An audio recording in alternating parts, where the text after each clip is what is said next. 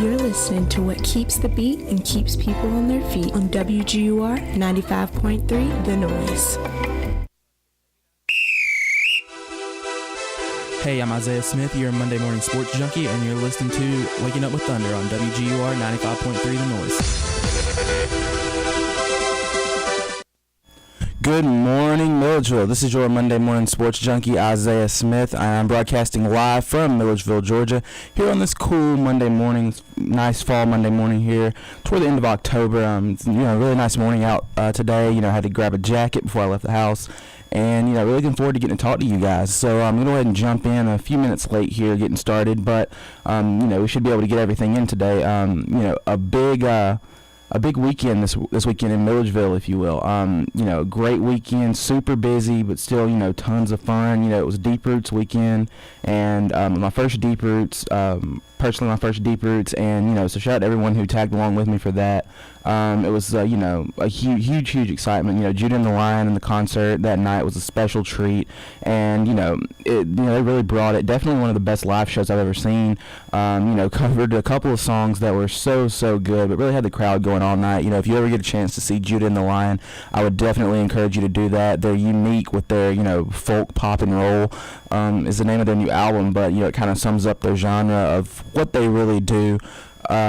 With their music, have a lot of different instruments going up there, the mandolin, guitars, the lead singer and lead guitarist, does a great job, always keeps the crowd into it, and they're a very, very good act to see if you ever get the chance to check that out. But also, you got the World Series coming up tomorrow night, Cubs, Indians, both trying to end super long droughts. I believe the Cubs is, I'm not sure the exact number, but it's been a while since they've been there. 1908. I remember reading the little piece ESPN did on that yesterday, and they said that the Cubs sliced bread hadn't even been invented when the Cubs last went to the World Series or won the World Series. So definitely a treat. I think both teams are going to show up ready to play. The Indians, riding the momentum still, I think, off of the Cavs championship. But this Cleveland Indians team, you can't just say that for them. They have talent. They're a very good team. Have good starting pitching. A lot of guys who are no names. Guys you don't hear every day. I can't think of anyone on that team who's really truly a household name, but they find a way to get the job done night in and night out, and now they're sitting here in the Fall Classic ready to make some noise. And then the NBA starts tomorrow night as well. You got a big decision if you're a Cleveland sports fan. Cavs or Indians. Where are you going to go? Are you going to be at the Q at Quicken Loans Arena watching the Indians on your phone? Are you going to be at the Indians game watching the Cavs on your phone? Or are you going to go to the Cavs for the ring ceremony and try to run across town and make it to the Indians game? So big decision there for Cleveland fans. And just, good to see the city, doing well and, making some strides there, definitely. And then, another, one last thing before we jump into some college football, I got to give a big shout out here to the 7-0 Banks County Leopards. My best friend, his little brother, their football team got a big playoff win this weekend. Heard it was a great game, probably the best game of the weekend, from what I heard. I'll give you a little recap there as a warm-up for me. They opened the game, got scored on, I believe, by the other team, and, then really settled in, and it was a defensive battle most of the way through, and I believe Banks County, my friend's team, they went on a long drive down the field in the fourth quarter, took most of the fourth quarter, and punched it in near the end of regulation, and tied the game up, sent it to overtime, and then in overtime, deferred the toss, I believe, and got the ball second. The other team scored first, and then they got the football back, punched it in a couple plays, and then got the conversion, and ended up winning that game 13-12. So, huge win for them. Got a big one next week, I believe, against a very good, I think, undefeated Chestatee team coming up. So, but shout out to them. Shout out to Canyon and all those guys. And I'm sure those guys are, flying high right now. But just giving them a little shout out to start the day here. And also, Kirby Smart, if you're looking for some kids who want to block and who want to play, looking for some linebackers who really want to get after it, I know they have a couple. So, if you're looking for some guys you want to bring in last minute, I think you can give a call up to Banks County, just 30 minutes up the road, and some of those guys I'm sure would be glad to step in and come help Nick Chubb out this weekend. But going to jump forward here a little bit, going to go ahead and get into college football. Big shakeup this past weekend. Ohio State goes down, but Alabama stayed undefeated, and then looking forward, you got Georgia, Florida this weekend. We're going to preview that plus a little bit more coming up here in the coming minutes. But going to start with some recap, just a couple games here since we did get the late start. Alabama, Texas A&M. I'm going to go ahead and jump in with that. Alabama, they asserted themselves, and they showed once again they are the true number one team. They showed how dominant they are and how dominant they really can be. The game was still, very close in the third quarter. A&M, they had a shot to tie it up, but Alabama, Jonathan Allen, forced a turnover on the mishandled, I think, read option play, and got a scoop and score, and that was the end of every bit of momentum A&M, hoped to get and seize in that game. Alabama, they truly can beat anyone in any facet of the game. 10 straight games to score on defense or special teams. That's an absolutely remarkable streak. I mean, you have teams that don't score 10 times on defense and special teams over the course of 2 years sometimes. So you can't, that's remarkable. You can't I think that's a streak that may never be matched. Honestly, it's one of those things that they do so well. Nick Saban makes sure that defense is so good and always ready to play. Special teams as well, and the offense with Jalen Hurts. I've been raving about him all year on here, and he's a very efficient player, and he showed that on the day. 15 and 25, 164 yards, 2 touchdowns through the air. Also had the 2 interceptions, and it's not great, but if he can produce those numbers minus the interceptions, I think this Alabama team's got a very good shot to run the table and be, they're in the national championship conversation at the end of the year in January. But, Hurts, this is where, he hurts you the most, I guess, pun intended. He ran it 21 times, 94 yards, second most on the team. But, I've said this before, when teams can get a quarterback, their running quarterback or a quarterback who can, use his legs, get him near or over 100 yards, they're very hard to stop if they have a running back that's also over 100 yards or near 100 yards. In Alabama, they did have a great running attack. They used the rushing attack to really stifle A&M's up-tempo offense, keep them off the field, kind of one running back by committee, but, Damian Harris to me, seems like he's separating himself, a young guy, and I think he's going to take over the number one role down the stretch here. But, he had 17 carries, 128 yards, didn't get in the end zone, but really, really a great day for him, really just emphasize that ball control that Alabama uses to take teams down. And then A&M, looking at them on the other side of the ball, like most teams that Alabama has played this year, they got dominated up front. Alabama's O-line was just better than A&M's defensive line. They gave Hurts time to throw the ball on most occasions. Myles Garrett never really found his rhythm, never really got going in this game. A&M was actually able to match Alabama in the passing game. But, if you're A&M, I think you need more in the passing game. You got to get over 164 yards, and that's a testament to Alabama's defensive backs. And then, just got absolutely dominated in the running game, and it showed on the scoreboard and the time of possession. So, I'm putting together a little checklist here for keys to beating Alabama. I'm going to run through that real quick. And it's not all you need, but I think if you have these things, you definitely have a shot. The first one, you got to have a rock star quarterback. And I say a rock star quarterback, I mean a guy who can just gash teams with his legs, his arm, and really can do it all. There's only a handful of them in college football. J.T. Barrett, Deshaun Watson, Greg Ward, all guys who have shown the ability to be that type of guy. Jake Browning from Washington, a guy who can do it. Trevor Knight, he's in this category, but he just wasn't big enough on Saturday. Didn't play bad, but just wasn't big enough. And then you got to look at your defensive line. You got to control the line of scrimmage, and they got to be able to get after the quarterback. You can't let Jalen Hurts, run over you, and you also can't let him stand back there and take all day to throw, because he will find receivers. They have talent on the outside, in Calvin Ridley and guys like that. So, very few teams with a D-line like this. I'm thinking Michigan, maybe, Washington, Ohio State, Clemson, teams like that who have defensive lines big enough and physical enough. And then, you got to have a coach who can match with Nick Saban. Ohio State's got Urban Meyer, Michigan's got Jim Harbaugh, Clemson's got Dabo Swinney, but in these guys, they're just a few of the guys who can do it. But I am, hoping to see some of these matchups against Alabama. I think these teams will have a good shot. But then the last little factor here, you got to have that it factor. And that it factor can come in, a bunch of different ways. You can have gutsy play calling, going on 4th and 5, inside your own territory. You can roll a dice and, go for it on 4th and inches when you got stuffed on the run 3 straight times, things like that, gutsy play calling, and, guys stepping up, having monster games, guys, really just going off, 400 yards through the air, big days on the ground, 200 on the ground, but, both of those things start up front and, on the outside, and you've got to, it starts, I think, with, you just got to make plays. I mean, these Alabama guys are so good, and they're just they're almost like they're born and bred to play in this defense and do the things they do.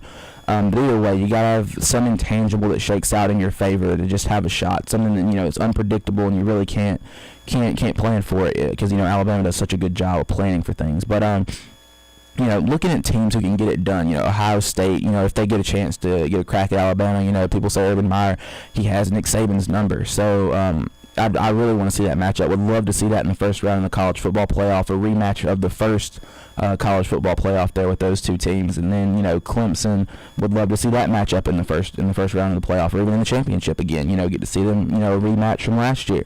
Then Michigan, if they get in, obviously I'd love to see Michigan, get the brakes beat off of them. But, I think they do have a chance against a very good Alabama team. And then Washington, have a big physical defensive line. They called it an SEC type defensive line up there for Chris Peterson up there in Washington. But I'm not sure how good they are at all the other positions, and a lot of the things that Alabama takes pride in and does well, the little things. I'm not sure if Washington can match them there.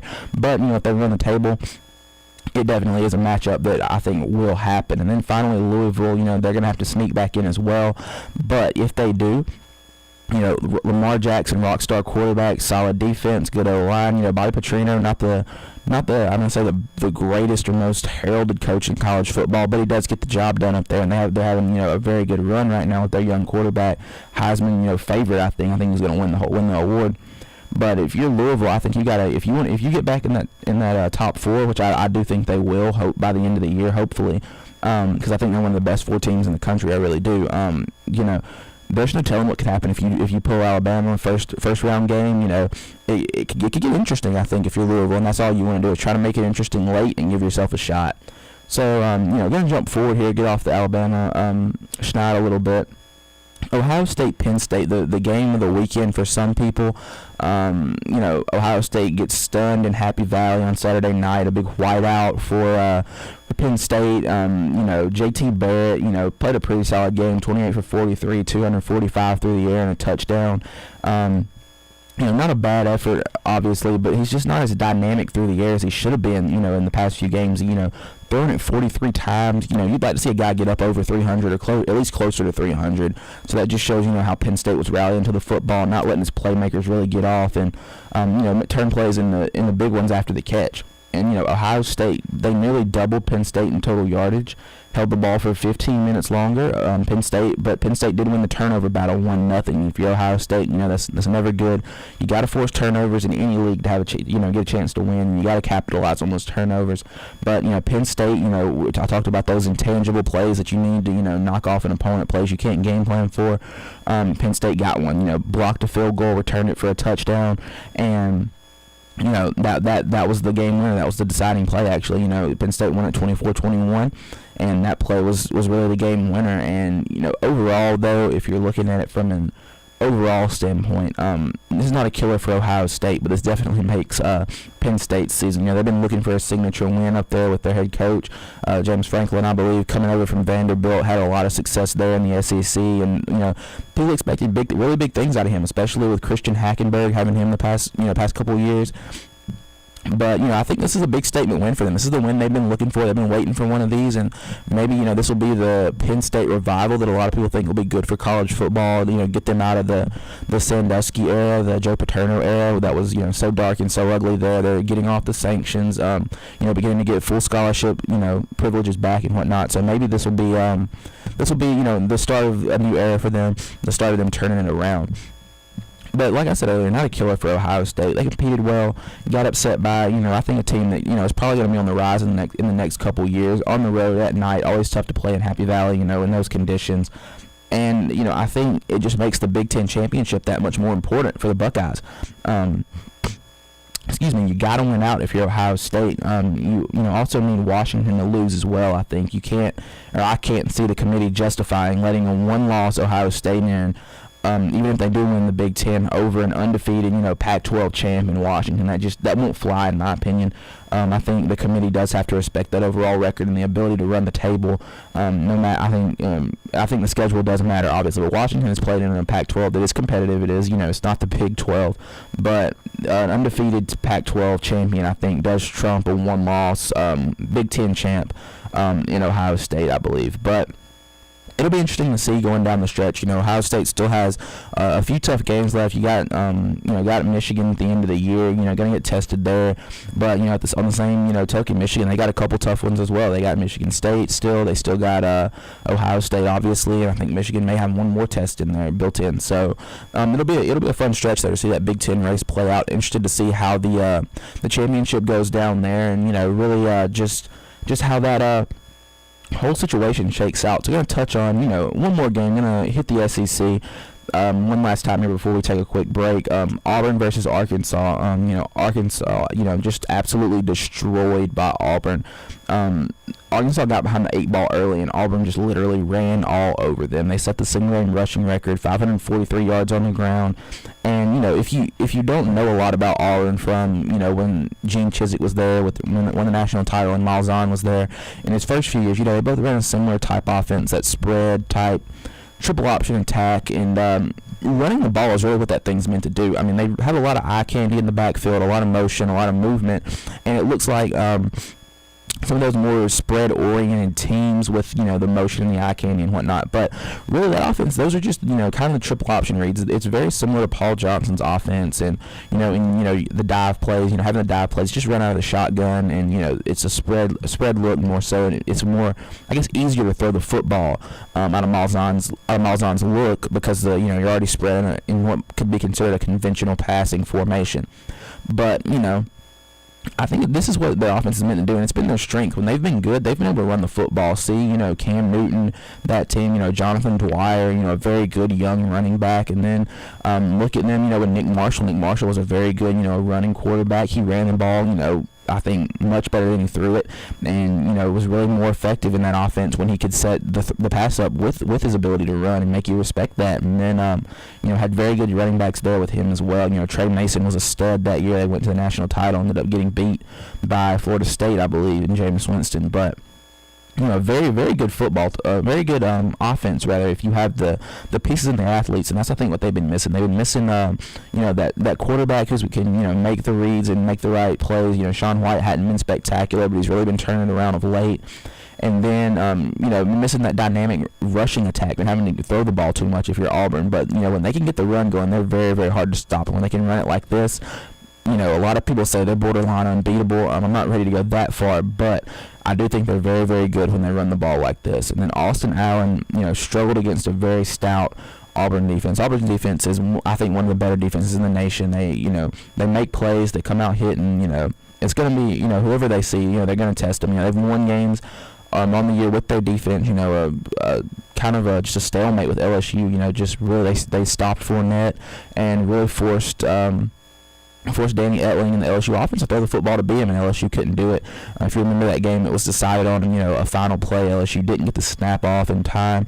It was ruled, so just an interesting situation there as a whole. But it begs the question of how good Auburn can be going forward, and I'm honestly still not sure. They've played this well for a couple of games, obviously. But, at the same time, you've seen teams play well for a couple of games, and then fall off the wagon. Look at Michigan State, beat Notre Dame, got, a couple of big wins, and then just flopped, really. The past 4 or 5 weeks, they've just, flopped, haven't been themselves. Lost, I think, 4 or 5 in a row, first time since, I believe, the early 2000s, or maybe even the 90s that's happened. So, I do think this Auburn defense is very, this Auburn team has potential to be very good, especially behind their defense. But, and the defense does have the ability to cover the holes on the offense when they play well. Sean White, I don't think is the best quarterback to have back there just because he's not as mobile, can't move as well. But at the same time, he's the guy they've chosen to go with. And I think him, you pepper in some John Franklin III, a guy who I'm, pretty high on. I was pretty high on coming into the year. I think he's, the guy for that offense. And, a lot of people think if they can play this well, they can beat Alabama. Still not ready to go that far. I'm not going to say that. I think Alabama's on another level, and they'll find a way to win. But I do think this Auburn team will be a tough test for a lot of the teams they have left. They got Florida later. I believe they got A&M, and, even got Georgia coming up. So, it'll be interesting to see how this Auburn team really bounces out and see the way they kind of grade out at the end of the year. They're ranked 15th, I think, in the AP poll, which isn't the most accurate poll in my opinion. Obviously, if you know that from listening to the show, if you've heard it before. But I do think Auburn's talented. They have athletes. They have the ability to make plays, and I'm looking forward to seeing them down the stretch. So we're gonna take a quick break here. We got a song coming for you guys, so stick with us. We'll be right back with a little more college football talk, and maybe even get into a little NFL later in the show. But stick with us, and we'll be right back. Pardon the interruption. And now it's time for a word from our sponsors. WGUR 95.3 The Noise is brought to you by Doodle's Cupcake Bakery, located on 140 North Jefferson Street. In addition to its wide variety of cupcake flavors, Doodle's is now offering casseroles along with a number of other tasty treats like lemon bars, caramel brownies, doodle bites, and cheese straws. Doodle's is now open Tuesday through Thursday from 12 to 6 p.m. and on the first Friday of each month from 12 to 6 p.m. Thank you again to all of our kind sponsors who keep us on the air. And now, here's some more music, only on WGUR 95.3 The Noise. What's up, guys? We're back. This is your Monday Morning Sports Junkie, broadcasting live from Milledgeville, Georgia on WGUR 95.3 The Noise. We're live online as well. Go to the WGUR website and find the Listen Live link, and you can catch it there if you want to listen from your computer, smartphone, or tablet. And also, we're also live on Periscope. You can check that on Twitter, the show's Twitter page at 953_highlight, or you can check that on Periscope itself, same username there at 953_highlight. And if there's anything you want to hear, anything you want to hear me talk about, don't be afraid, tweet that at me. Let me know what you're thinking about, what I'm telling you guys, or if there's anything else you want me to discuss. I'll be glad to do that and dive into that for you guys this week. So that last song you heard, that was some Judah and the Lion. I got to hear that live this weekend. That was what they opened their show with. And it was awesome. I mean, I mentioned it a little bit earlier. Got to hang out with some good friends, shout out, Arturo, Carson, some guys like that, Steven was with us, Collier, a bunch of guys like that, Tyler even. So shout out to them, a lot of good people that got to hang out with, and just have a great time this weekend at the concert and, the festival itself. Got to see the vendors, and, Deep Roots was awesome. If you haven't ever been to Deep Roots, I definitely encourage you to come. If you haven't ever seen Judah and the Lion, I definitely encourage you to go check that out if you ever get the chance. So, jumping back into a little bit of college football here, we're going to talk that before we move into anything else. Going to talk the AP poll. Always pose the question, did they get it right? For the top four really is the part that I like to focus on mostly in this show, just because we don't have college football playoff rankings yet, and we don't have we don't have anything official to go by, but except for the AP poll. It's the best we have, so I guess we'll do with what we got for now. But for me, this is the first time maybe since the preseason or even week 1 I think they've gotten it 100% correct. Like I said, Alabama's on a different level. They're the overall number 1, reflected that in the polls. Michigan, I think, is the default number 2. They haven't done anything wrong per se. I just don't think they've played anyone. Don't think they're necessarily truly the second best team in the country. But, they haven't done anything wrong to warrant being moved out of that number 2 spot. So you got to put them there, I think. And then Clemson, number 3, have had their struggles at times this year, but are coming around, are beginning to make plays, and really trying to finish strong. Got a big one this weekend with Florida State. And then Washington, undefeated out there in the Pac-12. Chris Peterson's bunch, young upstart group with, I think, true sophomore Jake Browning at quarterback. Got a lot of other good pieces. And they're undefeated right now. They're hot. They're trending upward even right now, if you will. So, like I've said before, not sure how good Washington is when they stack up against other legitimate competition, but they have handled the best the Pac-12 has to offer. So I think that's good enough to put them there. A conference champion, I think, should take precedence over even teams who have played better schedules. I do think conference champions should hold just a bit more weight than some of these other factors that go into selecting these 4 teams for the playoff. And then Louisville's correct as well. I don't think you can put them over an undefeated team just yet, even though I do think they are better than Washington. If Washington doesn't lose, Louisville may be on the outside looking in come selection Sunday, whatever it is. Come the day they select, whatever day it is, Louisville may be left out if Washington's undefeated and, a conference champion. But then, looking at it a little deeper, I thought Ohio State should have dropped a little more. Even though they are, they are very good, a young team. Obviously their youth is not necessarily playing against them, but they have a lot of young, talented guys. But I still don't think they should be ahead of an undefeated Nebraska, undefeated Baylor. Both teams who have shown the ability to dominate their conference. Nebraska sitting at 7-0, Baylor I think at 8-0, and Baylor's going to get a chance to prove themselves. If they in West Virginia can keep playing well, keep running the table, Baylor may actually get a chance to get a signature win against a team in the top 10 at the end of the year. It'll be a de facto, I think, Big 12 championship game. Two undefeateds, the two teams who are at the top of the standings going at it in the last weekend. So kudos to the Big 12. Didn't foresee that one coming, but it happened. So I guess I got to give you guys a little credit for your scheduling genius. And then looking down, further down in the poll, Auburn, a little too high at 15, I think. I don't think they're this good. I think they may be a top 25 team. There's definitely a chance, for them to make that argument, especially if they keep playing as well as they're playing right now.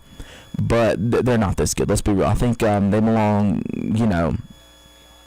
after the those 10 through 12 spots, really it's very subjective. A lot of times it changes from week to week. But Auburn's still at 15. I think they're better in that 20, 22, 23 range, maybe even 25. And then Virginia Tech, maybe a little underrated. They polled at number 25 after beating Carolina a couple weeks ago. Even though it was in the conditions brought on by Hurricane Matthew, and then they thrashed Miami this past weekend, I believe. So. Could be up around 15 to 20, for me, not at 25. I think they're definitely better than Auburn, better than Navy. But, Virginia Tech, they're not, with Justin Fuente, they're definitely making steps in the right direction after I kind of wrote them off after that big loss against Tennessee earlier in the year at Bristol. I thought they were definitely the better team there, and just kind of wet the bed a little bit. I thought they didn't show up, especially after getting spotted 2 touchdowns by Tennessee. And then, that's about it for the AP poll, though. But I'm just glad the top 4 is correct. The top 4 is what a lot of people pay attention to because, as the playoff is a 4-team format. So I'm just glad that top 4 is, hammered out correctly. And, a lot of teams are in the right spots. The teams who are on the bubble or on the outside looking in are in the right spots, and they can really look to make plays and, look to make improvements and see what they need to do to get it back into that top 4. And then looking at the Heisman race, no real shake-up here. Lamar Jackson still number 1, had a big day against NC State this past weekend. Was his usual self, and he's been the most consistent, I think, player in the country, and for one of the best teams in the country. So. He's clearly been playing stellar football on, at the highest level, I think, on almost on another level from anyone. And, Duke was, a close call for them, but he still showed up, pulled off a little bit of that, Lamar Jackson magic that he's so capable of doing. And, I think he's got to be the number 1. I think if he keeps doing exactly what he's doing, he's going to win the Heisman here at the end of December.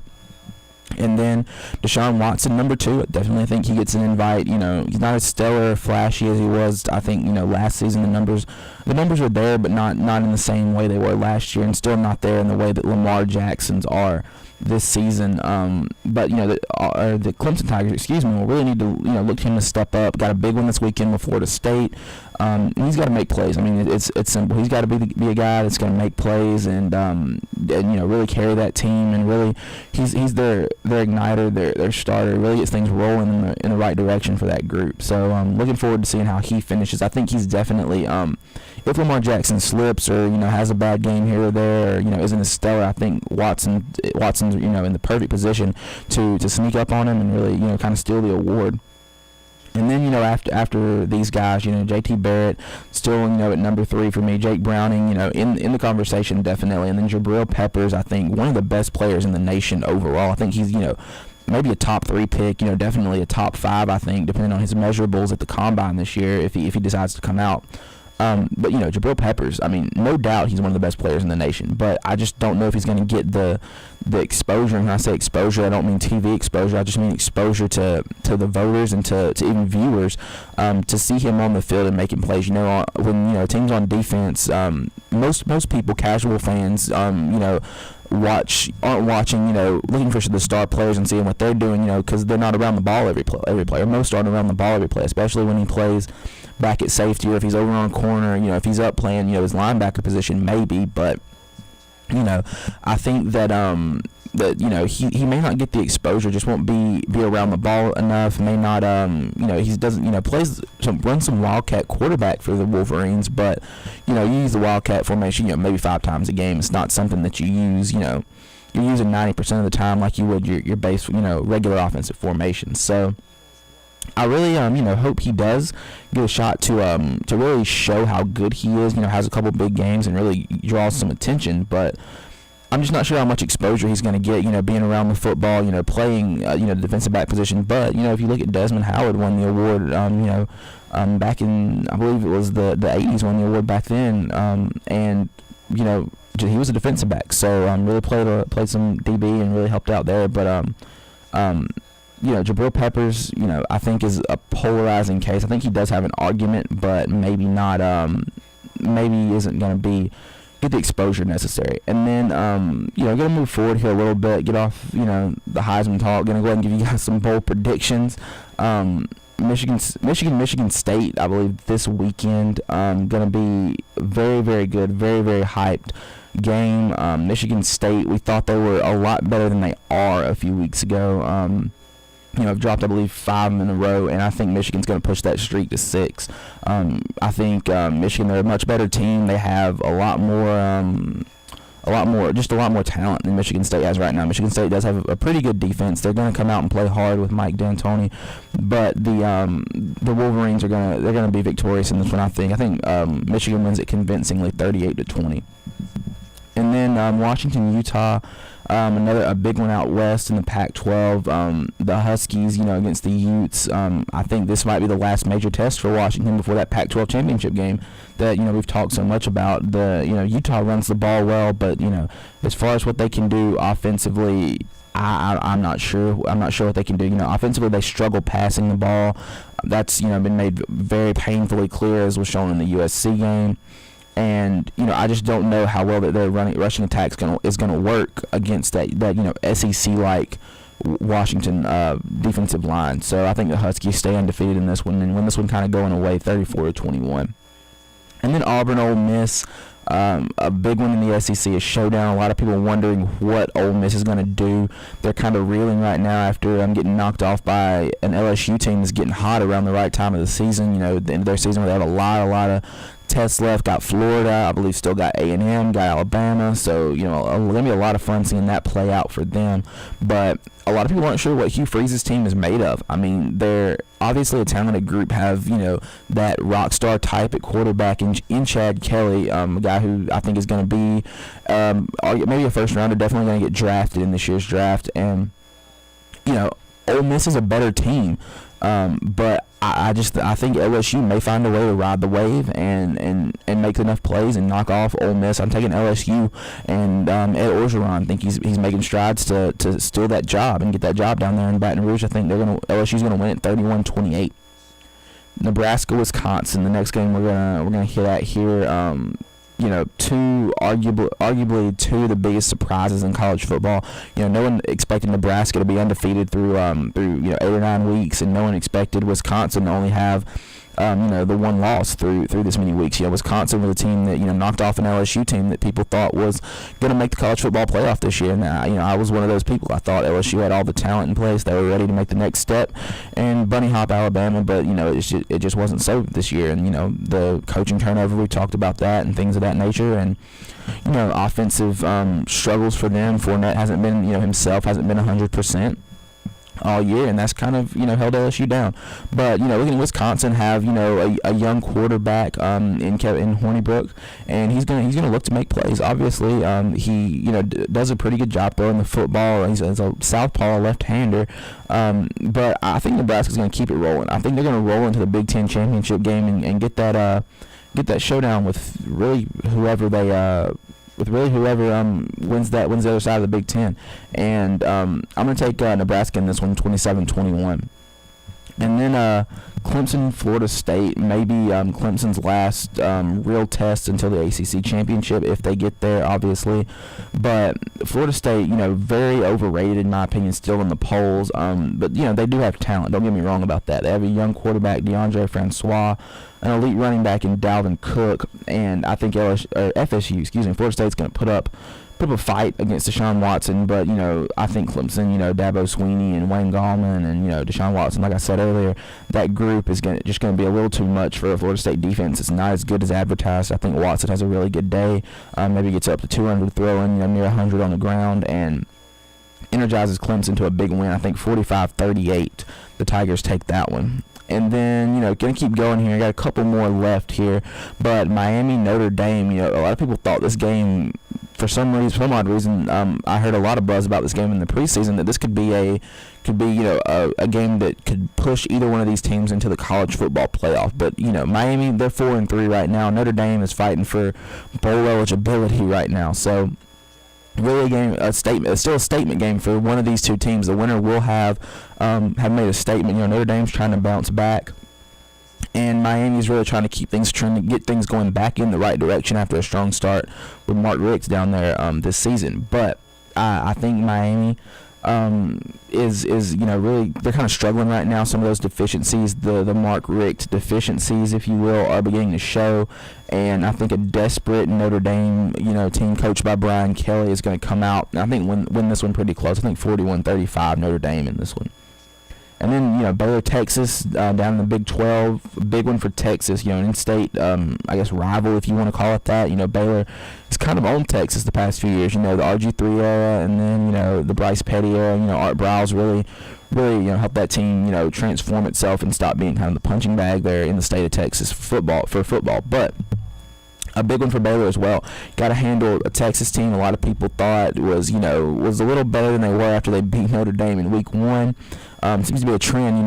We think teams are really, really good, and then once we give them that title, that tag, they just disappoint. So I think it's one of the interesting things of college football. Texas hasn't been as good as we thought they were after week 1, and I think Charlie Strong, his group is going to put up a fight. Don't get me wrong; they're going to play scrappy. Shane Buechele is going to try to make plays. They have a couple good runners back there in the backfield as well, and so they're going to put up a fight. The defense will come out and hit hard and play well, but I just think Baylor's going to be a little too explosive, a little too quick with Seth Russell, and so I'm taking Baylor 51-38 in this one. But I do think the score is a nice gap. It is a nice gap there, but I do think that Texas will make this game seem a little closer than it is. So last game we're going to pick here. I'm going to get a little bit more in depth about this one, if you want to hang with me for that. Georgia, Florida, huge game for the Dogs, for both teams this weekend, if you will, in terms of SEC East standings and the championship on the east side. But a big one for both teams. Georgia's trying to bounce back. Florida's trying to keep pushing, rolling forward. Trying to win the East. Both teams should be healthy. They both had a bye this past weekend. So I'm looking forward to getting the best from both teams. Getting some guys back from injury, maybe just a little dinged up. And looking forward to seeing Georgia bounce back. You hate to go into a bye week after taking a loss. As a player, fans hate it. It's just terrible because then you got to wait 2 weeks to get a chance to redeem yourself, improve yourself, and bounce back. So I'm sure Kirby's had that team really firing on all cylinders. He's moved some guys around. Moved, I believe, redshirt freshman running back Tay Crowder to linebacker. He moved guys to some positions just to see what their athleticism could do, see what they could do with their athleticism with those new positions, and really they're going to teach, tell them what to do and how to play, but really just want to see if athleticism takes over and they find something special at a new position. Flipped, I believe, a backup defensive lineman over to the offensive line, going to try to get a little help there, maybe get a little more physicality and meanness, if you will, to the offensive side of the ball right there, which I think is awesome. Great to see that going into a bye week. You have time to play with some things, maybe make some wrinkles in your offense. And one wrinkle I've been waiting to see and I'm hoping to see this week is some Mecole Hardman on the offensive side of the ball. Kid from Elbert County, is really still learning. They flipped into DB, played quarterback in high school, but flipped into defensive back. Still was learning the position when he came in, obviously.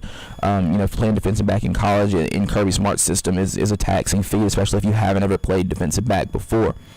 But I do think he's made strides. He's gotten on the field in some special teams, gotten on the field on defense as well. I'm looking forward to seeing him maybe on the offensive side of the ball as well, because I do think before his Georgia career is over, they will have to use him some on the offensive side of the ball in some wildcat or some special formations or situations. But I just want to see both teams come out and go at it. So going to go ahead and hit on the keys for the game. I think that, Georgia offense versus the Florida defense is the matchup of the game, really.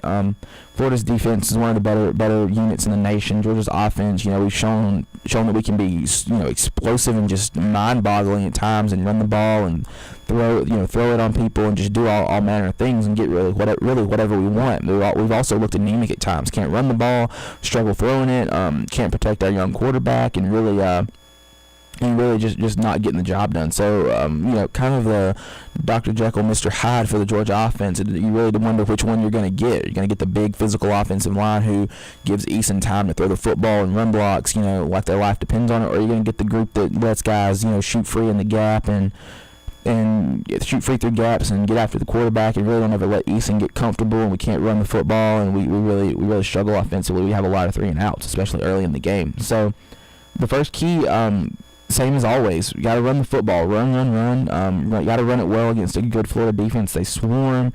They're good in the secondary. So I think if you can get over 200 as a team, that'll be good. I would love to see Nick Chubb get up to 150 after not having the games that we're used to the past couple of weeks, obviously. But I think I would love to see. I want Chubb to get up and get back to where he was, and see Georgia bounce back in the run game. I think running the football is something we value at Georgia. We think is very important. I think Kirby Smart thinks it's important, and it's what he thinks we have to do to win football games, especially this year. So I'm looking forward to seeing how that matchup shakes out. And then you got to protect Jacob Eason, and it starts up front. Just like the last one, you got to block well to run the football, obviously, but protecting Eason, let the young quarterback stand in the pocket, have time, make good decisions, but this doesn't all fall on the offensive line. Some of this falls on the play callers, just a bit. And when I say protect him, I don't mean don't let him make decisions and don't let him try to make plays, but I'm saying make it easy for him. Let him know that give him options. Let him see that a lot of things are predetermined, that he's gonna go. He all he has to do is go 1, 2, 3, and get the ball out of his hands. And if it's not there, either try to make a play with your legs and get down when you see there's nothing else there, or throw it away, throw it out of bounds, throw it into the stands, and just get rid of it. But I do think we need him to pass the ball close to over 200 yards against a very good Florida secondary, and also protecting Eason starts with receivers have a hand in this as well. Get open, find soft spots in the defense, against zone, and get open against man-to-man, create separation. Give your guy somewhere to throw the football early, get open, do what you're supposed to do your job, and when he throws it to you and drops a dime over your shoulder, you got to make a play and catch it. No other way to put it. They just got to make a play, and then defensively, swarm to the football. I don't know if Florida has any bona fide offensive just studs on that team. The defense, they really got to limit what Florida can do offensively. They run the football very well, but I don't even know who their running back's name is. Don't really follow Florida football because they don't have a ton of big names. And then Luke Del Rio or Austin Appleby, no matter which quarterback it is, we got to find a way to get after him on the defensive line. Got to swarm to the quarterback. Got to make plays there, and we really got to. Gotta have a good defensive effort. The secondary, I think, is going to be there. They're going to get some guys back and be healthy coming into this week, and really looking forward to see what they can do. But also the front seven, got to have Lorenzo Carter doing what he does, getting after the passer, not taking plays off, just making plays. Davin Bellamy, another guy who can get after the passer. Roquan Smith, really, a guy I talked about last week when we gave our report card for the Dogs. Talked about him, getting better in run fits. So got to have him, stepping up, plugging holes up front. And Trent Thompson, another guy we've talked about that we really like on this show as well.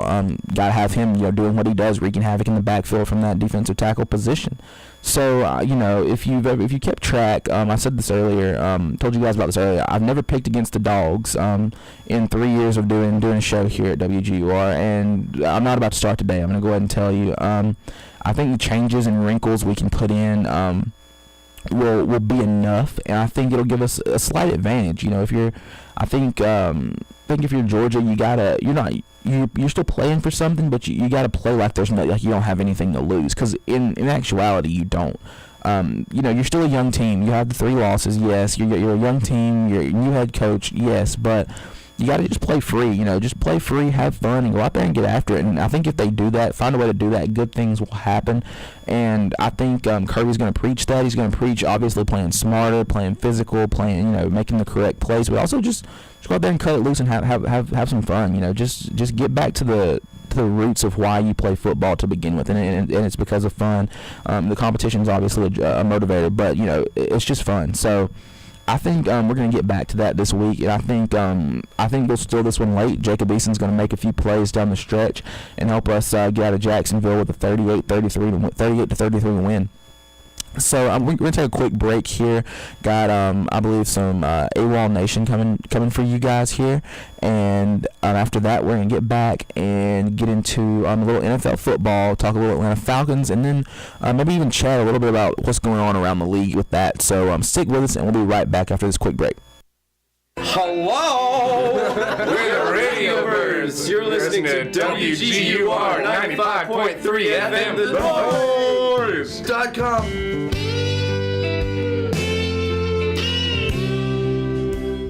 What's up, guys? We're back. It's your Monday Morning Sports Junkie from WGUR 95.3 The Noise, broadcasting live from Milledgeville, Georgia. Going to jump back into the show here in just a second. Really want to look at some NFL action. We kind of ran through college football a little more quickly than we normally do, but we really wanted to get in some NFL and maybe talk just a tad bit of NBA. The season opens actually tomorrow night. I believe 7:30 on TNT. You can catch the Cavs and the New York Knicks, the new look New York Knicks, if you will. So, gonna talk some NFL. Gonna look at the hometown Falcons first, and I really looking at the Falcons really illustrates the point I want to make about the NFL.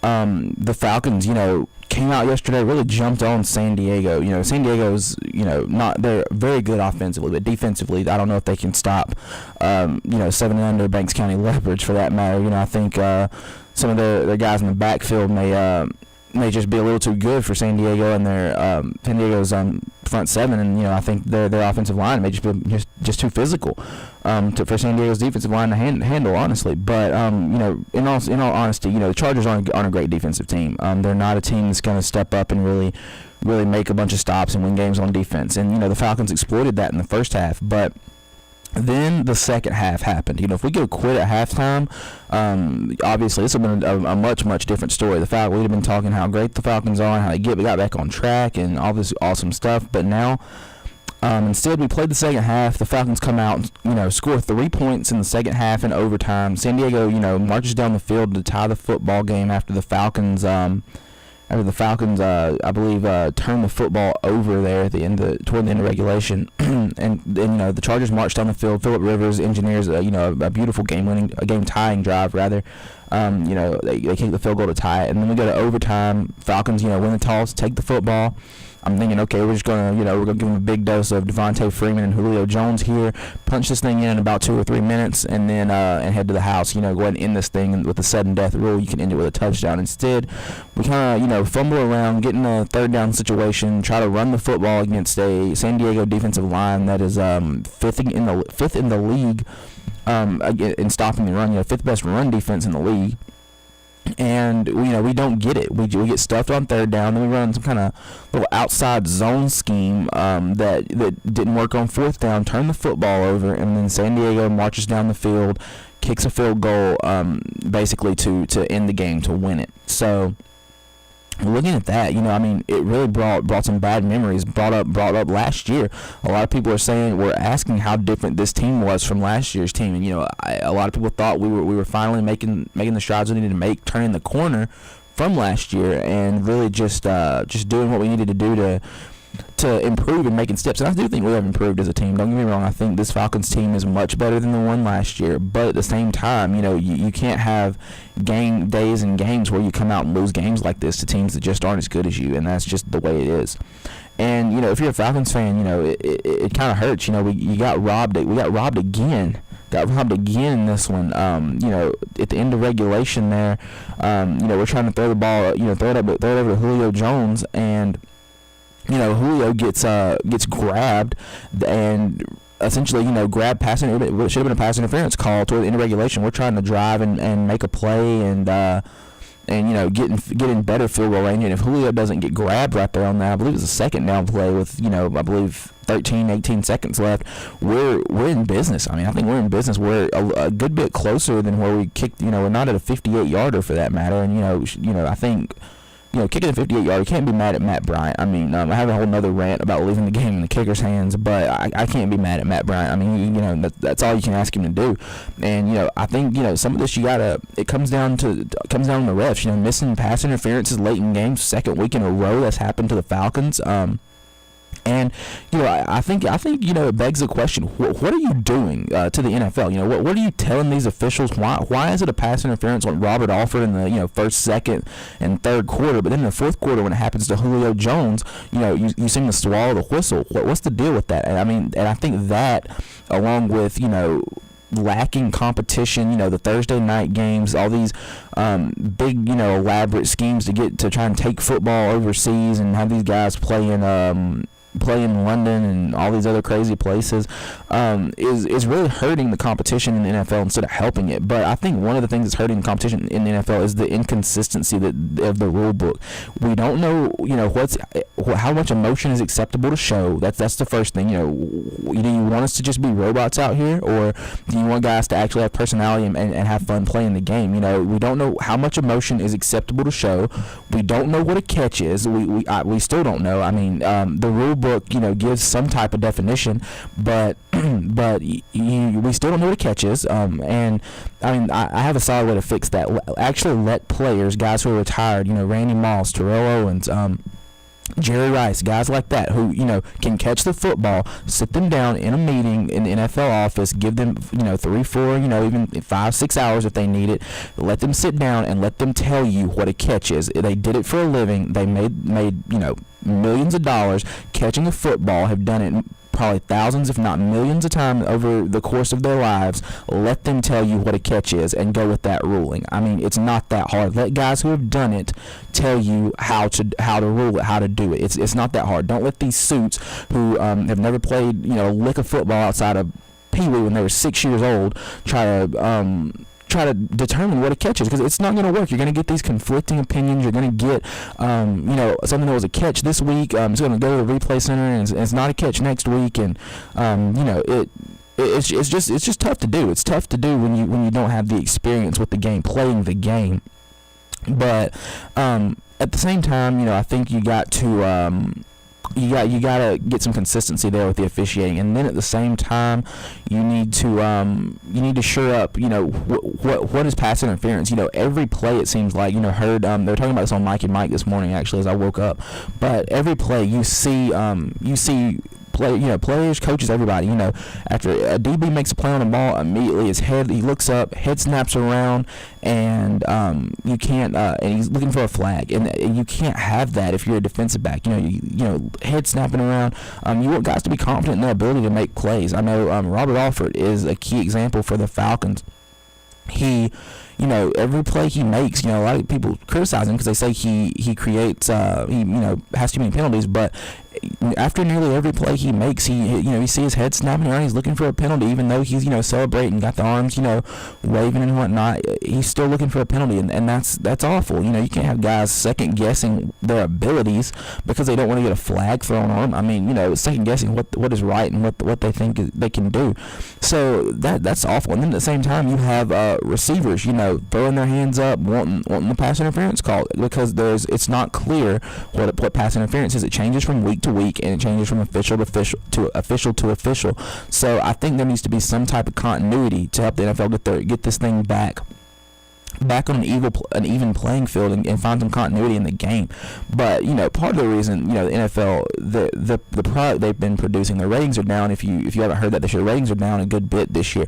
But you've been producing some hot garbage products. You promote Thursday night football like there is no tomorrow, like Thursday is the new Sunday for you. You promote it in that manner, and then the product you give on Thursday nights is hot garbage. It is just unacceptable, and it's not anything worth watching. I mean, these guys aren't ready to play.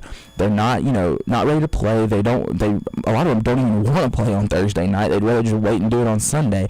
I'm actually in favor of, instead of the Thursday night game, why don't we do 2 Monday night games? Why don't we do an East Coast game, a West Coast game, push the start time back, an hour and a half, and just do 2 Monday night games. If you want to have that special thing, you do it the first week of the season. Why not do it every week? And then my Monday night isn't so boring, before 8 o'clock, and I have a little bit more excitement later into the night, and I can stave off going to bed a little later. And I'm sure all the football fans are completely game for that. I have a little bit more entertainment and excitement maybe on Monday. You give guys an extra day to prepare, and good things could happen from that. Also, along with your Thursday night game that is hot garbage, you send the worst franchises in the league even overseas to put your product on display for people who don't know a lot about the game of football. Now, call me crazy, but that's not the way to create fans. Wouldn't you want to send the league's best, the Patriots of the world, send Denver over, Seattle, a team that's been hot the past couple of years. Send teams of that nature. Don't send the Jacksonville Jaguars, a rebuilding franchise, and try to brand them as quote-unquote, London's team. London doesn't want the Jaguars. I don't even know if Jacksonville wants the Jaguars, to be completely honest with you. So, don't send these struggling franchise. The Detroit Lions, they're not great, but not the best team you could send. Send your best. Send the premier teams over there. If you want to send them, you can do that. Goodell has shown he holds the cards. He can basically do whatever he wants. He showed that in Deflategate. So why not do that in scheduling? Send some of the better teams over to play these 9:30 games, overseas in London or wherever you want to play them. But, don't send the Jacksonville Jaguars and ask these people to accept this struggling franchise that has almost kind of been, a laughing stock in the past few years. And don't get me wrong, Jacksonville is on the rise. Gus Bradley and that team is making strides down there, and they're getting better defensively, and looking to get some better guys in down there. Don't get me wrong, and Blake Bortles is improving. They've gotten Jalen Ramsey back. He's making plays. Fowler, first rounder last year, who missed all of last year actually, but that's my argument. Don't send the worst. Send your best. You're not gonna. You don't send your if you're going to a horse race, you don't send your worst horse out there to play, or in the bottom of the ninth, you don't, and you have a pinch hitter, you don't send a pitcher out there to hit. You send your best hitter off the bench to hit. So send some of the elites. Send some of the elites. Let's see a Patriots Steelers matchup at 9:30 in London sometime. Let's see a Falcons Seahawks matchup in London at 9:30, and maybe even asking some of these teams to go over to London has become a tax. Getting up, going overseas, the time difference, it's a big difference. So maybe in proposal of these overseas games, why don't you give the teams a bye week before they go overseas? That way you get nearly 2 weeks to go over, prepare, do what you need to do, make the adjustments and things of that nature. Get to see the city, travel, do things of that nature. Give the teams their bye week before and send them to London, following the bye week. That way they're rested, then you come back, got to catch up, obviously, but just maybe, find a way to give these teams a little bit of rest. And, maybe it means you can't play as many games over there, but so be it. I mean, NFL, it's an American sport. If you want to watch it, if they want to watch it, to be completely honest, they'll stay up or get up early enough and watch it. That's the way it's going to be. And, if they'll come over if they want to see it. But, don't send your worst. That honestly is just beyond me. But, those are just a couple of the things I've seen that really, really, really just, is hurting the NFL, to be completely honest. I think you can look at that, point to those things, and see, honestly, a direct correlation in the decline in the product of the game, And, I love the NFL. People love watching the NFL. And, my last bone to pick with the NFL, how can you accept a game ending in a tie? A tie.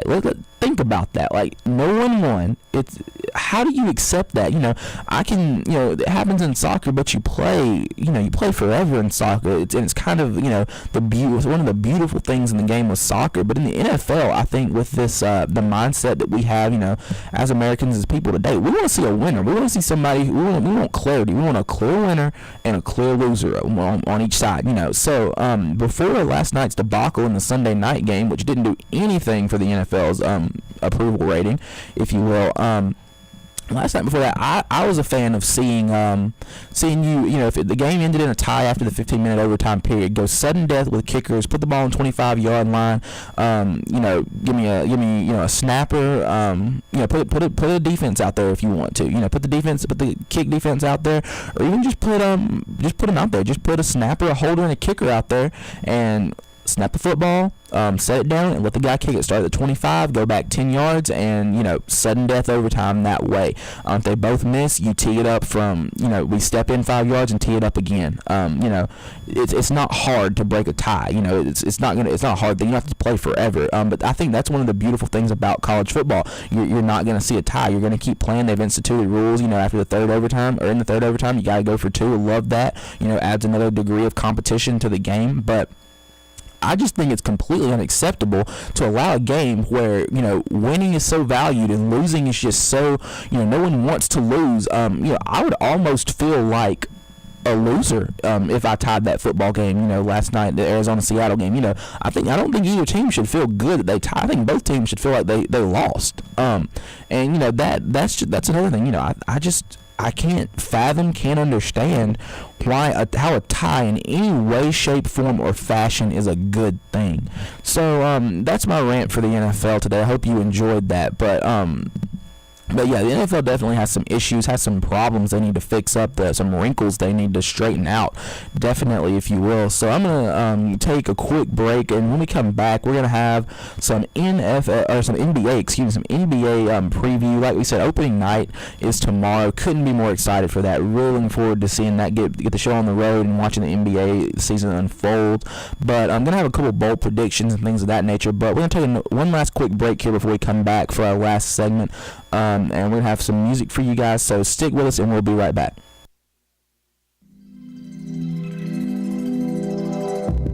There have been stranger things on the radio. You're listening to WGUR 95.3. The Noise.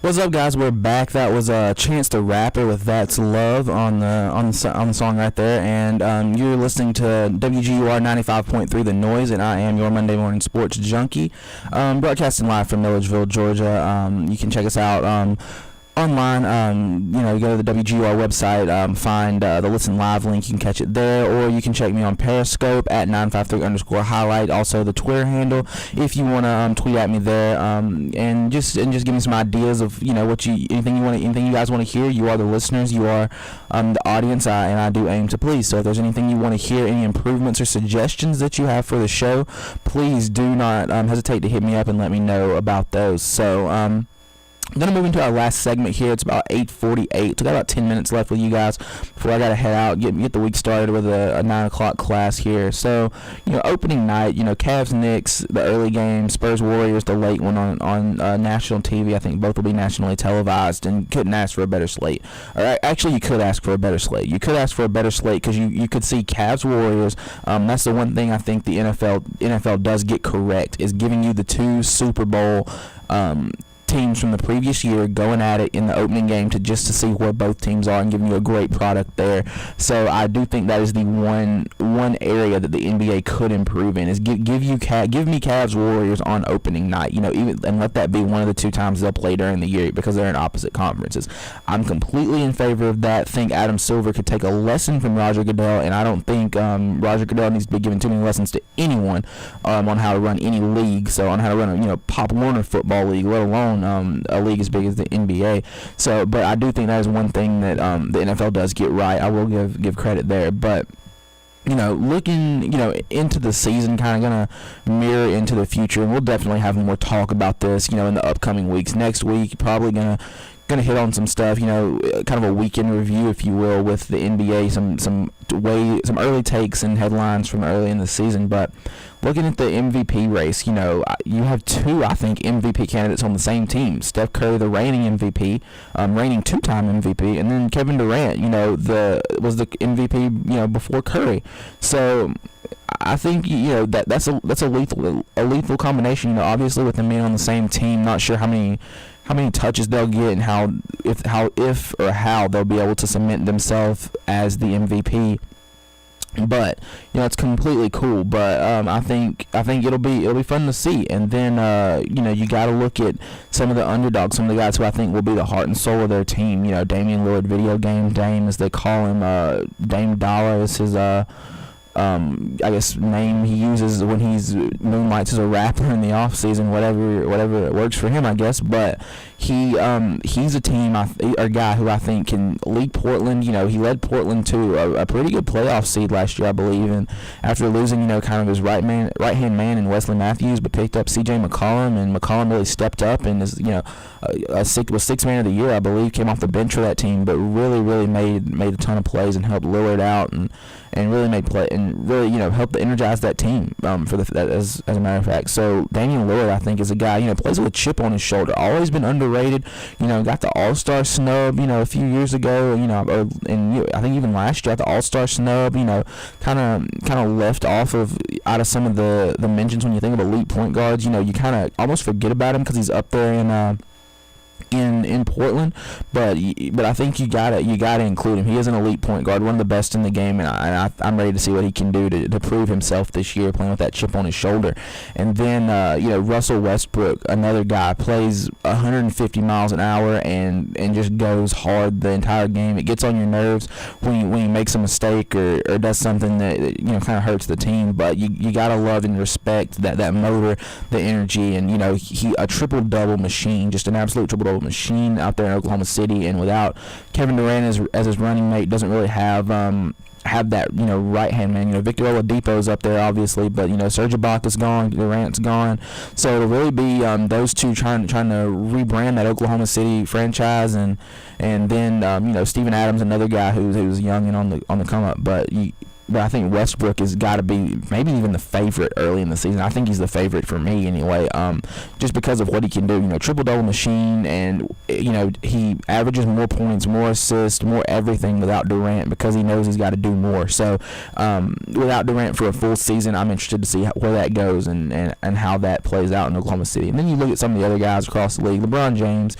I think he's always going to be in the conversation until he retires.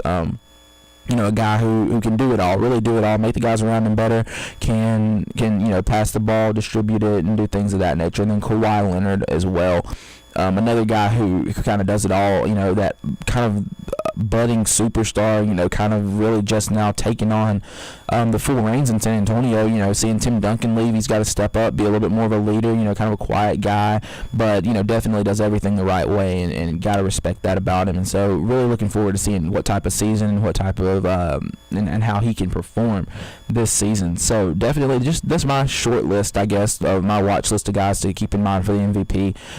Two guys playing with a chip on their shoulder, a couple guys who have been there before, three guys really who have been there before, won MVPs, and then the young star Kawhi Leonard. I'm gonna add one more to the list. Karl Anthony Towns, rookie of the year last year, great rookie year.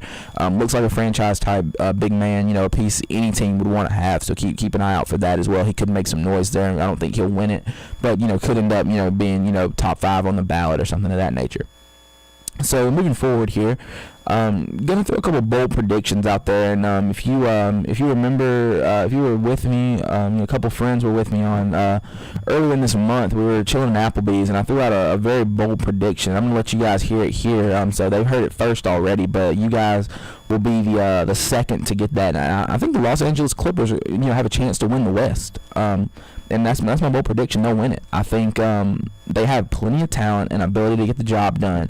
They just got to bring it all together. Your starters are very, very good. Chris Paul, DeAndre Jordan, Blake Griffin, J.J. Redick, Luke Richard Mbah-a-Moute, a very good defensive player at the 3. Then you got Redick at the 2, kind of a 3-and-D type guy. Blake Griffin, you know about him. DeAndre Jordan, we know about him and what he can do. And then Chris Paul, also know what he can do. And your bench, when you come off your bench, you only get better, I think, if you're the Clippers. Jamal Crawford, Paul Pierce, two of the big stalwarts, former stars in this league, but really do a good job coming off the bench for Doc Rivers. Mo Spates coming over from the Warriors, and then Brandon Bass and Austin Rivers also helped shore up that bench. Rivers had a very, very good postseason after Chris Paul got hurt last year, and Mo Spates also had a good postseason with the Warriors. So two guys with some experience there. Paul Pierce, a veteran who knows the ropes, an NBA champion, so he's going to be good to go. And then the same with Jamal Crawford, not an NBA champion, but has been in the league for what feels like forever, knows the ropes, knows how to win, knows what he needs to do to make this team good.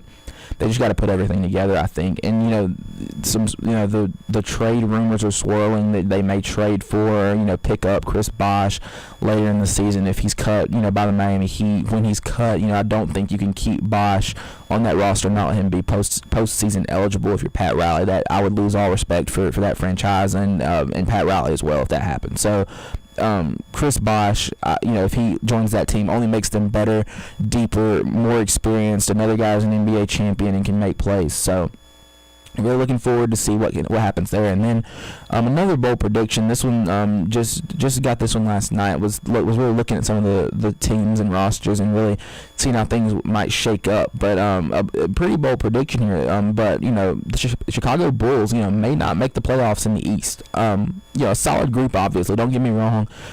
But have very, very, very little shooting in the starting lineup. You traded Mike Dunleavy to the Cavs, and so really the only guy you have that is just a pure shooter, can really shoot the rock, is Doug McDermott. He's the only guy you got left that can stretch the defenses. So you also they're thin on the bench. Don't have great bench play. I honestly, after all the moving and shuffling and things of that nature that happened in the offseason over the summer, I honestly cannot tell you who is on the Chicago Bulls bench right now. So Denzel Valentine could make some plays, but you got to temper your expectations with the rookie. He's not gonna be this elite star. Those are few and far in between, especially in their first year. And so I think there's a chance this team with Jimmy Butler, Dwayne Wade, Rajon Rondo doesn't even make the postseason this year. And then finally, one last bold prediction. Indiana Pacers. My Indiana Pacers, not my Indiana Pacers, the Indiana Pacers rather, will win the Eastern Conference. Pretty bold prediction. But if you look at the Pacers, and I think they're the most improved team in the league this year. You had Jeff Teague, Thaddeus Young, Al Jefferson to your strong core of Monte Ellis, Paul George, Miles Turner, and you got a pretty good group there. Yeah, you have some age. Some of those guys are getting older. Obviously, Al Jefferson, Jeff Teague coming over from Atlanta has been in the league for a minute, but he knows how to win. That's an advantage. You have a better point guard on your roster than George Hill. Monte Ellis can hold the two down. Paul George at the three. Young at the four, Jefferson at the five. And then you look at Miles Turner, a young guy coming off the bench. Really finding his way, and really just finding a way to make plays for that team. So I think they're the favorite to challenge the Cavs out of the East, even though the Raptors reloaded. They did lose Bismack Biyombo. And so I think I am looking forward to seeing which one of these teams will challenge Cleveland, because I do think Cleveland is, the clear favorite at this point right now. And so finally, a couple things here to close. Championship contenders right here, obviously. Gotta say Warriors and Cavs are your two top. I think the Warriors have to be the favorite. It's not disrespect to the Cavs. It's just look at this team. On paper they look unstoppable. Then the Spurs coming into the post-Duncan era. Gotta find a way to move past with Pau Gasol in the middle. But you still got a shot with Greg Popovich as a head coach. Then Clippers, talked about them earlier. The Raptors lost Bismack Biyombo, as we've already said, but they didn't make too many crazy moves. Other than re-signing DeMar DeRozan. A good move for them. He fits that system and he wants to be up there in the six for the long term, I think. So, looking forward, here to, one last little bit here before we head out, trades. LaMarcus Aldridge, a big headline. LaMarcus Aldridge probably wanting to leave San Antonio. The reports are circulating that he's unhappy because of Kawhi Leonard's emergence as a star, and the Spurs, if they decide to deal him, could really get a lot. And the one place I would not mind seeing LaMarcus Aldridge land would be in Atlanta, hometown team. Love the Hawks. Didn't quite get to preview the Hawks today. We'll get a little bit more in depth next week probably with them, but wouldn't mind seeing the Hawks try to get in on that market. You send Millsap and maybe a first rounder this year and a second rounder for next year. why not? I mean, Aldridge, he bolsters your lineup. You got him for the long term. He's a young star. He's that quote unquote superstar that everyone in Atlanta has been begging for. That I've been thinking we need to win a title and get off the drought. And the Spurs get another guy who's a productive scorer. Popovich gets the most out of these guys, who are on their last legs. Even though Millsap's not on his last legs, I do think he's his career is waning. He's not a young guy anymore, not an upcomer, not a new guy. So I think that would be beneficial to both teams. If you're the Spurs, you get another scorer, undersized big who can really stretch defenses and make plays. And if you're the Hawks, you get the star you want. You get a little more size. You can play small ball with the Warriors and still compete. You have size. A guy like LaMarcus Aldridge can move his feet, can also step out, make jumpers, and really impose back to the basket as well. So will definitely be some interesting storylines going down the stretch here. But I do think we are out of time, and it's 9 o'clock, so I need to get ready and head to class. Once again, thank you guys for listening. I'm really looking forward to talking to you guys again next week. Hope you all have a great week. Hope you enjoyed the show today. Like I said, let me know on Twitter at 953_highlight. What you want to see, what you like, didn't like. If you want me to talk about anything next week, please don't hesitate to let me know. Also, if you missed any part of the show, I'll try to get that up on YouTube by the end of the week. And also, you can check that on Periscope right now, or on Twitter at 953_highlight. You can watch the show in its entirety again, or listen to it, whatever you choose to do. But thanks for listening once again. Hope you guys have a great week. Looking forward to getting back with you guys next week. Tune in. Hopefully we can be here, start right at 7:30 and get a few more minutes in. But as always, go Dogs, and have a great week. You know what's better than listening to WGUR 95.3 The Noise? Well, whenever I figure that out, I'll let you know. In the meantime, stick around and listen